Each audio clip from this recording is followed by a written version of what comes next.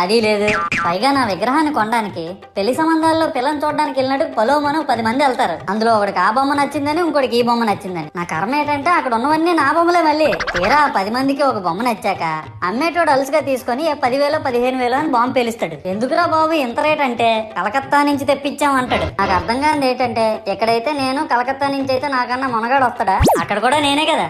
ఇలా నన్ను బజార్లో పెట్టి బేరం ఆడి నా మొహానికి ముసుగేసి వ్యాన్ ఎక్కిస్తారు. ఆ వ్యాన్ డ్రైవర్ గాడు నేనున్నానని కూడా చూడకుండా ఏదో ఆలోచించుకుంటూ డ్రైవ్ చేస్తా గతకల్లో గబ్బి గుబ్బి అని తించేసి నా కాల్లో చెయ్యి ఎరగొట్టేస్తాడు. ఈ విషయం చందాలు ఇచ్చిన చిన్నోళ్ళకి తెలిస్తే మళ్ళీ ఇరిగిపోయిన బొమ్మ పెట్టకూడదని ఏ బొమ్మ రాసి కవర్ చేసేస్తాడు. సరేలే జరిగిందేదో జరిగింది, నా భక్తులే కదా, కూల్ బ్రో అని చిల్లయ్యే లోపు నన్ను పందిర్లో పెట్టి ముసుగు తీసి నాకన్నా పొడుగుండే సౌండ్ బాక్సులు 2 నా చెవులు పక్కన పెట్టి డీజే గణేష్ బ్రో అని చెప్పి నా పాటలను కూనీ చేస్తారు. సరేలే పిల్లలు కదా, ఇప్పుడు కాకపోతే ఎప్పుడు ఎంజాయ్ చేస్తారు, కాసేపట్లో పూజ స్టార్ట్ చేస్తారని వెయిట్ చేస్తా ఉంటే ఆ 5 రూపాయల వ్రతకల్పన బుక్ చూస్తే